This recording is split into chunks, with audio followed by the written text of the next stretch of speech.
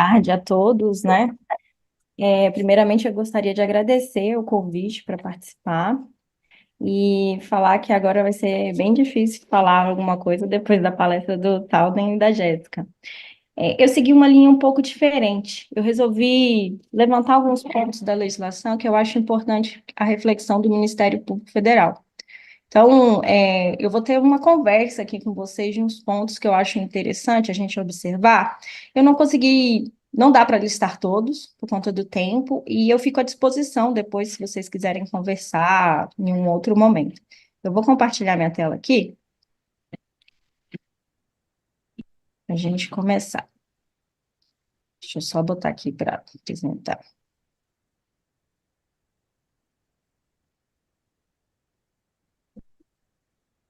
Vocês estão vendo a minha tela? Sim, né? Então, eu sou a Kênia, eu sou consultora legislativa da Câmara dos Deputados na área de meio ambiente, direito ambiental. Eu atuo nessa área de licenciamento ambiental desde 2005, quando eu entrei no IBAMA e fui trabalhar na diretoria de licenciamento ambiental, então eu já tenho um longo percurso sobre o tema, tá? Vou passando aqui.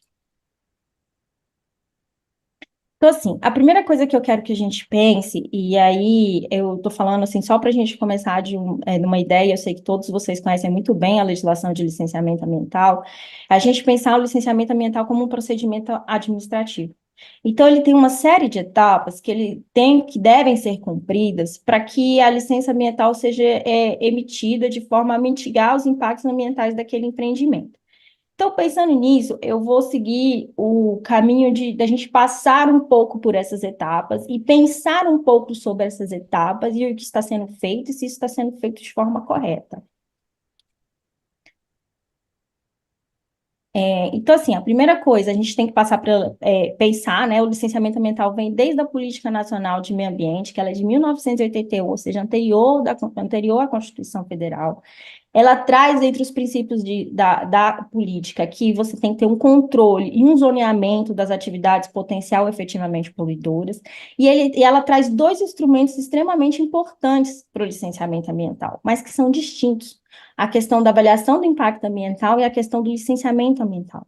Às vezes as pessoas confundem, acham que é uma coisa só. Na verdade, a avaliação de impacto ambiental, ela está dentro do licenciamento ambiental. Mas nem todos os licenciamentos ambientais vão passar por uma avaliação de impacto ambiental. E aí, mais para frente, eu vou falar para vocês como é que isso é tratado, tá? Então, lá no artigo 10 da Política Nacional do Meio Ambiente, tem a questão da definição da exigência do licenciamento ambiental, né, que é para atividades, utilizadores de recursos ambientais, efetiva ou potencialmente poluidoras ou capazes de causar degradação, tem a questão do pedido do licenciamento ambiental, e ela também, e o decreto vai trazer os tipos de licença. Então, assim, por que isso é importante? Porque a gente tem que pensar qual a licença que seria a mais importante? Na minha visão, a licença mais importante é a licença prévia. Por quê? É a licenciamento da fase preliminar, de planejamento. É aquela que atesta a viabilidade do empreendimento. Se eu dou uma licença prévia, eu estou dizendo que aquele empreendimento, naquelas condições, ele é viável. Então, pós licença prévia, eu tenho a licença de instalação, que autoriza a instalação das atividades. E só depois eu vou ter a licença de operação, que autoriza a operação, o início da operação do empreendimento. E aí a gente tem que pensar. Quando eu tenho a grande questão de licenciamento hoje, é simplificação de licenciamento e que pode ser ou estudos simplificados ou aglutinação de fases. Se eu tenho simplificação de licenciamento, eu tenho que pensar o seguinte: eu vou, primeiro, se for estudos ambientais, aquele estudo é de significativo impacto, aquele empreendimento é de significativo impacto ambiental? Conforme a Constituição, se for significativo impacto ambiental, eu tenho que ter estudo de impacto ambiental. Ah, não, ele não é de significativo impacto ambiental, então eu vou fazer um RAS? Ok. A minha outra forma de simplificação.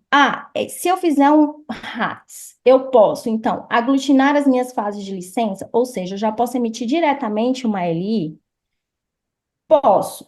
Mas como que eu vou conseguir isso? Se eu apresentar todas as informações referentes tanto à fase de licença prévia quanto à fase de licença de instalação.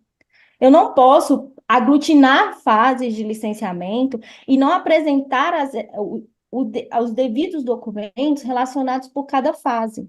Porque senão, eu vou, por exemplo, eu dou a minha licença prévia. Na minha licença prévia, eu estou atestando a viabilidade ambiental do empreendimento. Quando eu atesto a viabilidade ambiental de empreendimento, os programas ambientais, eles são concebidos, eles ainda não estão na fase executiva. Ou seja, eles não estão em detalhe, eles não são detalhados. Eles só são detalhados para a fase de licença de instalação.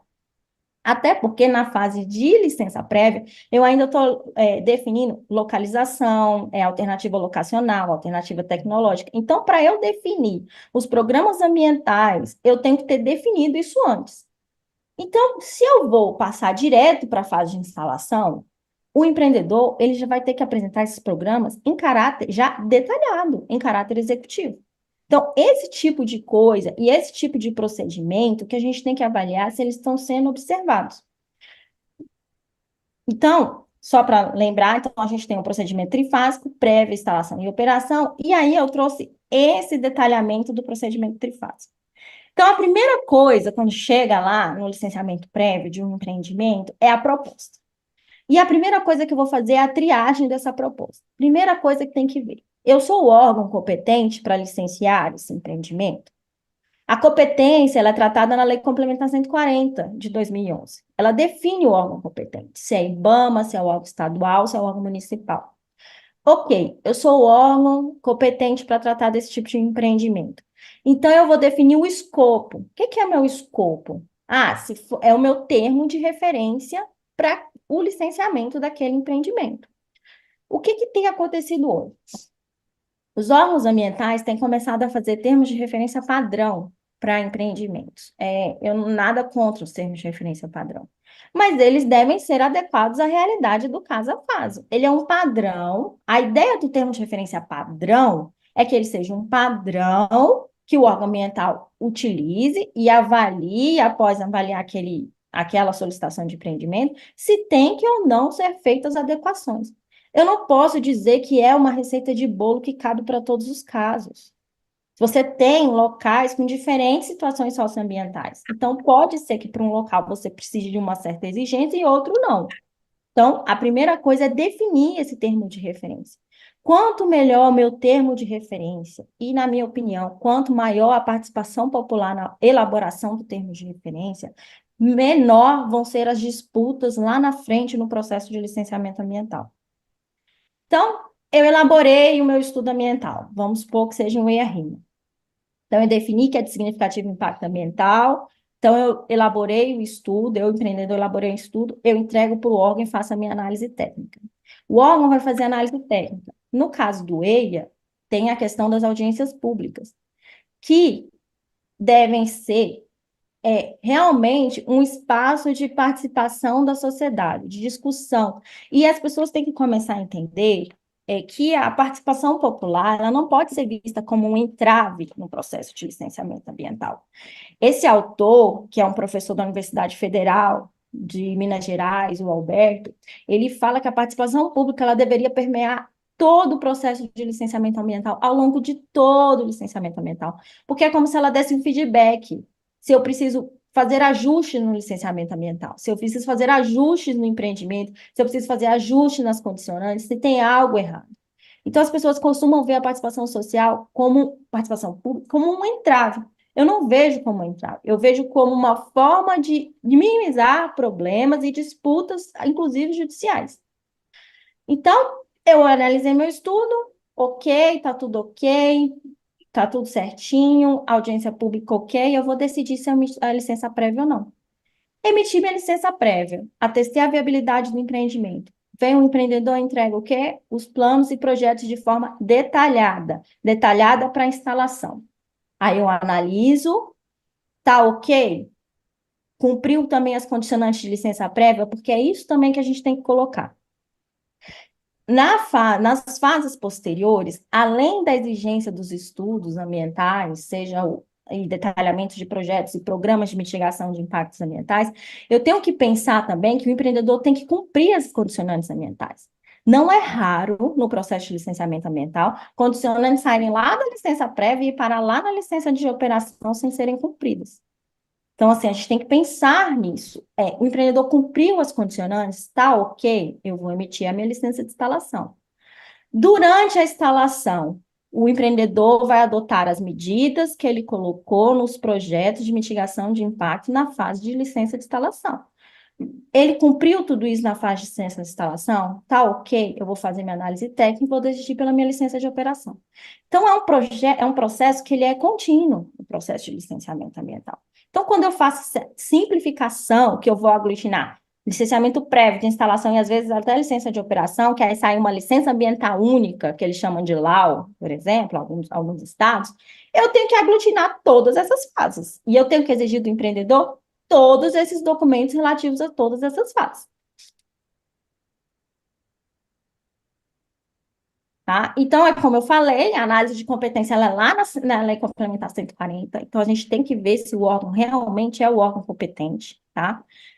E aí vai ser nesse início do processo lá, quando eu estou definindo o escopo do meu estudo, que eu vou definir o rito, se vai ser rito ordinário ou se vai ser rito simplificado, tá? Rito ordinário, LPLLO, e às vezes com apresentação de estudo de impacto ambiental, e procedimento simplificado pode ser com ou sem avaliação de impacto ambiental. Neste caso, como a gente está falando de eólicas e solar, normalmente a gente tem um relatório ambiental simplificado. Então, você tem uma avaliação de impacto ambiental sendo feita de forma um pouco mais simples do que um ERM.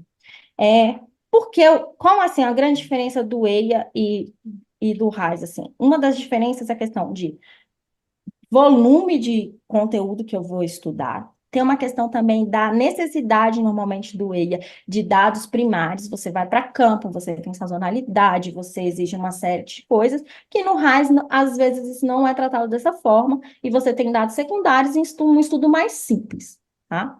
Fora a questão de, no EIA, eu tenho a questão da audiência pública, e no RAIS eu tenho a questão das reuniões técnicas. A questão de audiência pública, apesar da CONAMA que trata do assunto, colocar os critérios, se tanto, se o Ministério Público pedir, se for tanto de uma população pedir, vai ter audiência. Já é uma coisa que é meio que solidificada no país, que se tem EIA, vai ter audiência pública. Até pelos princípios da transparência, da publicidade. A questão do RAI já é mais complicada, porque é a questão de ter reunião técnica, mas nem todos os órgãos fazem, tá? Só um minuto, gente, tá travando aqui. Então, é o que eu falei. Então, assim, e como que eu vou definir se eu vou para um empreendimento, para o rito, para a questão do rito ordinário ou simplificado? Pelo potencial de impacto ambiental. Infelizmente, a gente tem visto medidas de simplificação de licenciamento ambiental sem considerar isso. Não, a gente tem que simplificar por simplificar, porque precisa instalar um empreendimento, porque precisa gerar empregos, mas, na verdade, o licenciamento, ele assim, quanto maior o meu potencial de impacto, maior deveriam ser as minhas exigências. É lógico que vai ter empreendimentos que o potencial de impacto é baixo. Inclusive, tem empreendimentos que nem potencial de impacto tem, atividades que nem têm potencial de impacto socioambiental, que deveriam, aqui até passa por dispensa de licenciamento. Ou que o potencial de impacto é baixo, e aí você tem um licenciamento sem avaliação de impacto ambiental, um termo de compromisso, ou um cadastro, alguma coisa mais simples. Mas você tem empreendimentos que você deve considerar o potencial de impacto, ou seja, quanto maior for o impacto do empreendimento, maior vão ser as minhas exigências. Eu não posso simplificar por simplificar. Porque se eu simplificar por simplificar, corre o risco de eu não mitigar os impactos de forma correta, e impactos não mitigados de forma correta causam danos ambientais. E aí, entrando um pouquinho na questão bem específica de vocês, então eu fiz esse tiro todo para a gente entrar aqui um pouco na questão da resolução com eu trouxe a de eólicas, tá? Por conta do tempo, eu resolvi escolher essa para a gente conversar um pouquinho. A resolução CONAMA de eólicas, a 462 de 2014, para mim ela já começa com um erro técnico que deve ser revisto, que ela trata todos os empreendimentos de eólica como se fosse de baixo potencial poluidor. Como o Talden falou, é uma coisa que foi construída lá no passado e a gente viu que não é bem assim. Então, assim, ela realmente a gente não pode considerar que é de baixo potencial poluidor, pelo todos os relatos que foram tratados aqui, né, já no evento. E ela fala que vai ter o enquadramento do empreendimento. E esse enquadramento vai depender do porte, ou seja, do tamanho, da localização e do baixo. No caso, seria potencial poluidor. Ele já fala baixo potencial poluidor, mas eu falei dessa questão de erro técnico. E aí, ele fala o seguinte, que não é de baixo impacto, essa resolução, lá no artigo 3º, parágrafo 3º. E vai ter exigência de EIA, conforme o artigo 225 da Constituição, é audiência pública, e aí ele tem uma série de incisos. Um dos incisos que eu trouxe aqui é essa questão. Em locais que venham a gerar impactos socioculturais diretos, que impliquem a inviabilização de comunidades ou sua completa remoção. Duas questões aqui. A primeira é uma questão técnica. Há uma, um movimento para que o licenciamento ambiental considere somente impactos diretos para mitigação. Isso é um erro técnico, isso é um erro de técnico mesmo, isso eu falo tranquilamente. Porque o fato de ser direto e indireto não é questão que o indireto é de menor importância. É só que o indireto foi gerado de um direto. E, às vezes, tem empreendimentos que esses impactos indiretos são mais importantes do que um impacto direto. E, principalmente, no meio socioeconômico. Porque eles vão ser mais difusos, eles são mais abrangentes. Então, vocês estavam falando da questão dos territórios, né? Da quantidade de pessoas, o aumento de quantidade de pessoas no território. Isso causa uma série de impactos lá no território. Isso está relacionado ao densamento populacional, isso é um impacto indireto do empreendimento. Então, assim, esse tipo de coisa que tem que ser observado. Será que no licenciamento ambiental estão dando devida atenção para isso? Porque se eu não dou uma devida atenção para esses impactos indiretos, eu não os mitigo. E se eu não os mitigo de forma correta, eu estou causando dano. Não é à toa que a população está aí reclamando.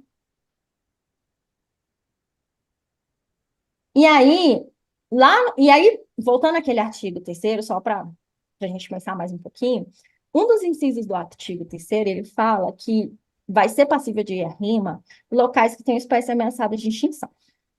Então, como é que eu vou definir isso? Hoje em dia, você já tem a lista das espécies ameaçadas de extinção, lista oficial do Ministério do Meio Ambiente.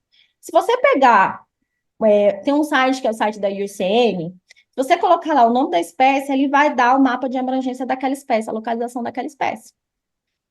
Então, se eu sei que naquele lugar tem uma espécie ameaçada de extinção, teoricamente, pelo artigo 3º, parágrafo 3º da resolução CONAMA de eólica, deveria ser exigida EIA-RIMA. Será que isso está acontecendo? Será que os órgãos ambientais estão avaliando isso?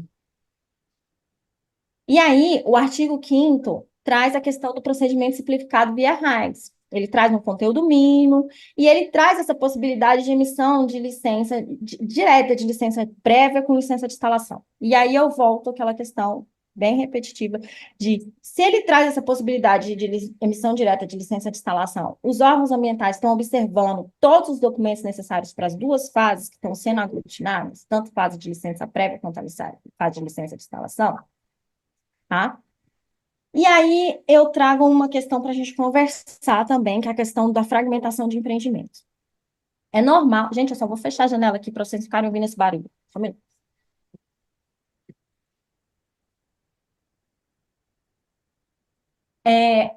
Já é de conhecimento, alguns estados, de estarem ocorrendo fragmentação de empreendimentos para você pegar ritos simplificados de empreendimento. Já tem várias críticas com relação a isso. Para mim, isso você está tentando burlar o processo de licenciamento ambiental, tá? Você está fazendo uma falsa informação, inclusive, a gente vai discutir isso lá na frente, porque o empreendimento é um todo e você está fragmentando de forma a você burlar. E você está por cunho totalmente econômico e sem considerar o aspecto ambiental. Então, na minha visão, isso não pode. Isso não deveria ser feito dessa forma, mas acontece, tá? A outra questão é a avaliação dos impactos cumulativos, porque você tem hoje uma série de partes, um do lado do outro, seja porque estão fragmentados, né? Porque foram fragmentados para pegar. Pode ser que eles tenham sido fragmentados para pegar um procedimento simplificado ou que sejam de empreendedores diferentes. E aí você tem uma série de impactos cumulativos que não são avaliados. No processo de licenciamento, isso hoje no Brasil não é muito comum. É uma coisa que pode ser pensada, começar a se pensar. Esse processo de avaliação de impactos cumulativos, ele pode ser feito tanto dentro do processo de licenciamento ambiental, quanto num estudo anterior, que seria a avaliação ambiental estratégica, que não existe no nosso país e que deveria existir, que daria, assim, um grande norte para os órgãos ambientais seguirem de onde poderia ter tipo de empreendimento, onde não poderia ter, mas a gente não tem. Ou pode ser feita por uma instituição à parte. Por exemplo, o Banco Mundial faz, às vezes, a avaliação de impactos cumulativos. E é a questão que eu estava colocando se os impactos estão sendo devidamente estudados e mitigados. Ou seja, então, assim, se eu tenho um termo de referência frágil lá na frente, eu tenho um levantamento de impactos frágeis e eu tenho uma mitigação de impactos frágeis.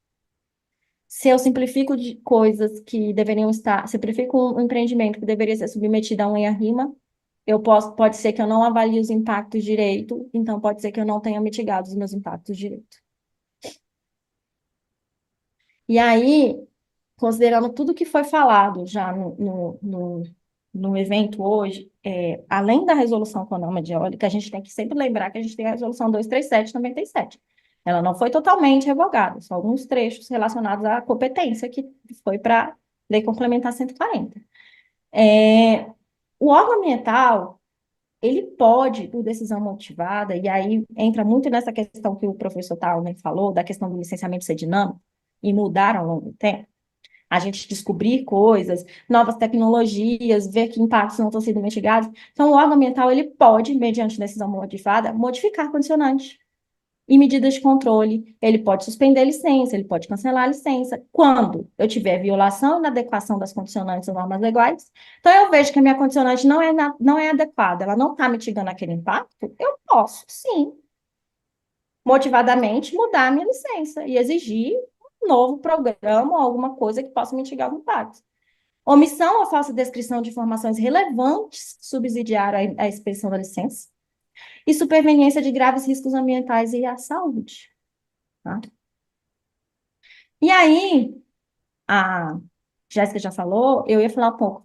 Tem essa questão da importância da audiência pública, que eu já falei, participação social, a participação popular, tá?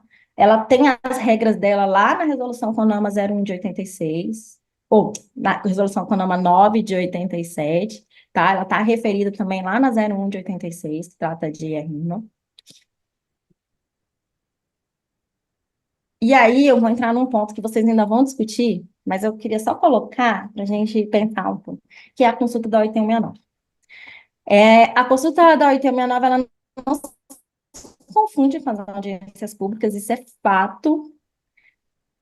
Hoje, no licenciamento ambiental, há muita reclamação pela falta de regulamentação, ou seja, quem faz, quando faz, como deve ser feita.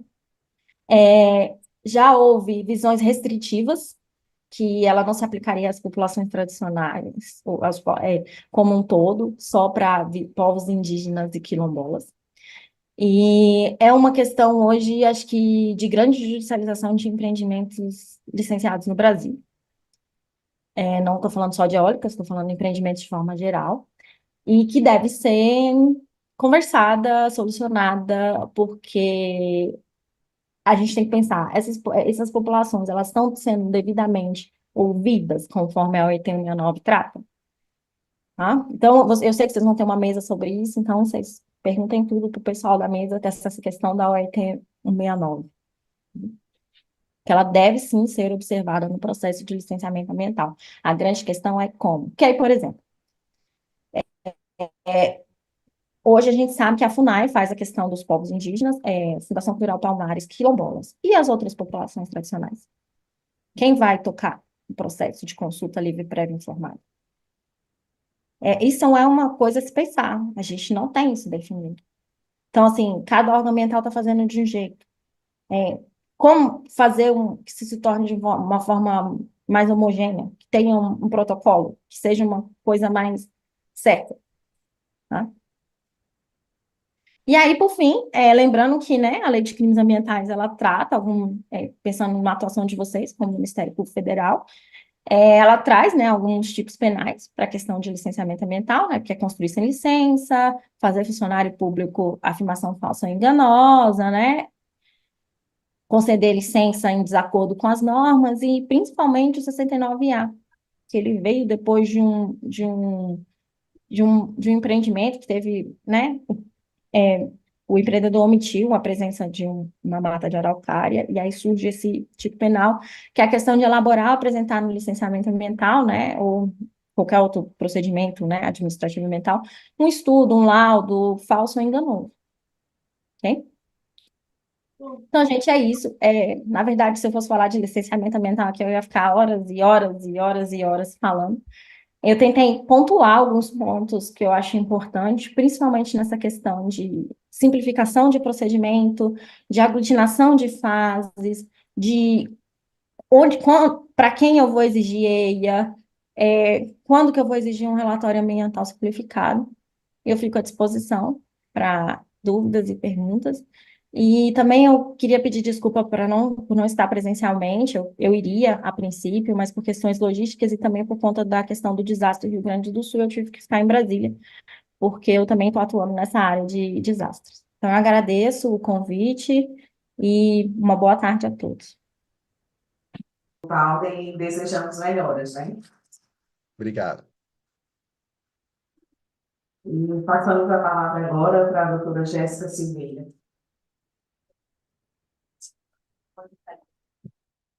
Está funcionando? Tá. Gente, bom dia.